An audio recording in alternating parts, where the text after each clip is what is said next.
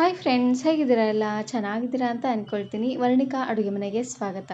ಇವತ್ತಿನ ವಿಡಿಯೋದಲ್ಲಿ ತುಂಬನೇ ಸಾಫ್ಟ್ ಆಗಿರುವಂತಹ ಪಡ್ಡುನ ಯಾವ ರೀತಿಯಾಗಿ ಮಾಡೋದು ಅಂತ ನೋಡೋಣ.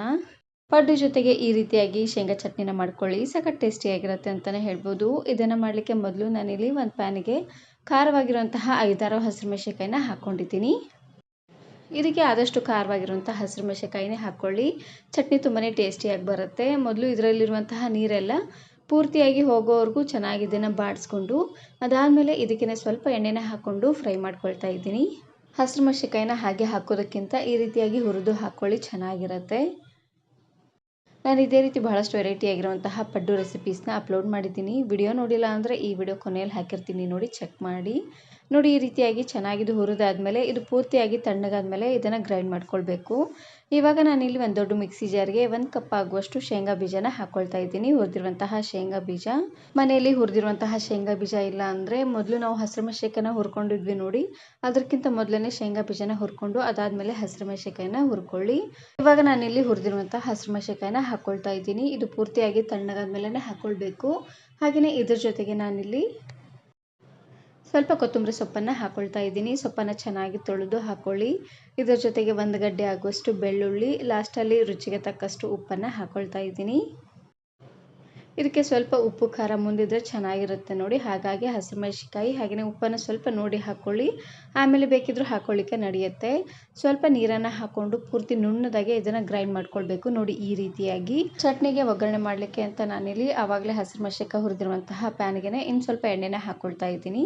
2 ಅಥವಾ 3 ಟೇಬಲ್ ಸ್ಪೂನ್ ಆಗುವಷ್ಟು ಎಣ್ಣೆನ ಹಾಕ್ಕೊಂಡು ಇದಕ್ಕೆ 1 ಸ್ಪೂನ್ ಆಗುವಷ್ಟು ಜೀರಿಗೆ ಮತ್ತು ಸಾಸಿವೆ ಎರಡನ್ನೂ ಒಟ್ಟಿಗೆ ಹಾಕ್ಕೊಳ್ತಾ ಇದ್ದೀನಿ. ಹಾಗೆಯೇ ಇದರ ಜೊತೆಗೆ ಲಾಸ್ಟಲ್ಲಿ 1 ಗರಿ ಆಗುವಷ್ಟು ಕರಿಬೇವು ಸೊಪ್ಪನ್ನು ಹಾಕ್ಕೊಂಡು ಒಗ್ಗರಣೆನ ರೆಡಿ ಮಾಡ್ಕೊಳ್ತಾ ಇದ್ದೀನಿ. ಇವಾಗ ಜೀರಿಗೆ ಸಾಸಿವೆ ಎಲ್ಲ ಚೆನ್ನಾಗಿ ಸಿಡಿಯೋವರೆಗೂ ಹಾಗೆ ಇದನ್ನು ಫ್ರೈ ಮಾಡ್ಕೊಳ್ಬೇಕು. ಚಟ್ನಿನ ಹಾಗೆ ಮಾಡೋದಕ್ಕಿಂತ ಈ ರೀತಿಯಾಗಿ ಒಗ್ಗರಣೆನ ಹಾಕ್ಕೊಳ್ಳಿ, ಟೇಸ್ಟ್ ಅಂತೂ ತುಂಬಾ ಚೆನ್ನಾಗಿ ಬರುತ್ತೆ. ಜೀರಿಗೆ ಸಾಸಿವೆ ಎಲ್ಲ ಚೆನ್ನಾಗಿ ಸಿಡಿದಾದ್ಮೇಲೆ ಗ್ಯಾಸನ್ನು ಆಫ್ ಮಾಡ್ಕೊಳ್ತಾ ಇದ್ದೀನಿ. ಇವಾಗ ಮಾಡಿಟ್ಟಿರುವಂತಹ ಚಟ್ನಿಗೆ ಒಗ್ಗರಣೆನ ಹಾಕ್ಕೊಂಡ್ರೆ ಆಯಿತು. ತುಂಬಾ ಟೇಸ್ಟಿಯಾಗಿರುವಂತಹ ಶೇಂಗಾ ಚಟ್ನಿ ರೆಡಿಯಾಗಿ ಹೋಗ್ಬಿಡುತ್ತೆ. ಈ ಚಟ್ನಿನ ನೀವು ಚಪಾತಿ, ರೊಟ್ಟಿ ಹಾಗೆಯೇ ದೋಸೆ, ಇಡ್ಲಿಗೆಲ್ಲ ಸರ್ವ್ ಮಾಡ್ಕೋಬೋದು. ಸಖತ್ ಟೇಸ್ಟಿಯಾಗಿರುತ್ತೆ ಅಂತಲೇ ಹೇಳ್ಬೋದು. ನೋಡಿ, ಒಗ್ಗರಣೆನ ಹಾಕ್ಕೊಂಡು ಒಂದು ಸಾರ್ತಿ ರೀತಿಯಾಗಿ ಚೆನ್ನಾಗಿ ಇದನ್ನು ಮಿಕ್ಸ್ ಮಾಡಿಕೊಂಡು ಉಪ್ಪೇನಾದರೂ ಕಡಿಮೆ ಅಂತ ಅನಿಸಿದ್ರೆ ಇನ್ನು ಸ್ವಲ್ಪ ಉಪ್ಪನ್ನು ಹಾಕ್ಕೊಂಡು ಮಿಕ್ಸ್ ಮಾಡ್ಕೊಂಡು ತಗೊಳ್ಳಿ. ನೋಡಿ, ಇವಾಗ ಚಟ್ನಿ ರೆಡಿಯಾಗಿದೆ. ಇವಾಗ ನಾನಿಲ್ಲಿ ಪಡ್ಡುನ ಮಾಡ್ಕೊಳ್ತಾ ಇದ್ದೀನಿ.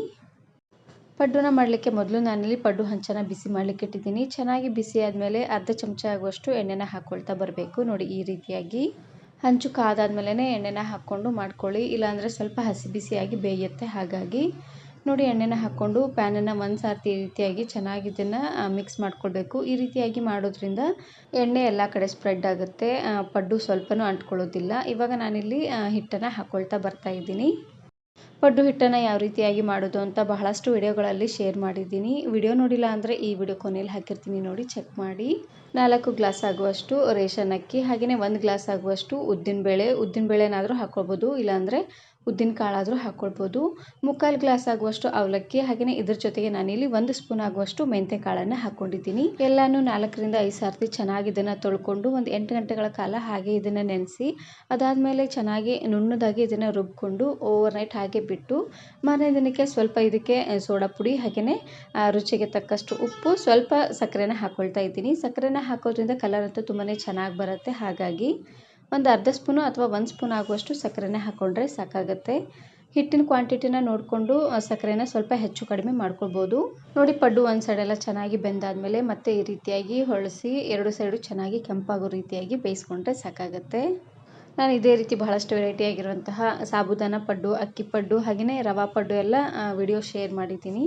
ವಿಡಿಯೋ ನೋಡಿಲ್ಲ ಅಂದರೆ ಈ ವಿಡಿಯೋ ಕೊನೆಯಲ್ಲಿ ಹಾಕಿರ್ತೀನಿ, ನೋಡಿ ಚೆಕ್ ಮಾಡಿ. ನೋಡಿ, ಈ ರೀತಿಯಾಗಿ ಚೆನ್ನಾಗಿದು ಬೆಂದಾದಮೇಲೆ ಇವಾಗ ಒಂದು ಪ್ಲೇಟಿಗೆ ಎತ್ತಿಟ್ಕೊಳ್ತಾ ಇದ್ದೀನಿ.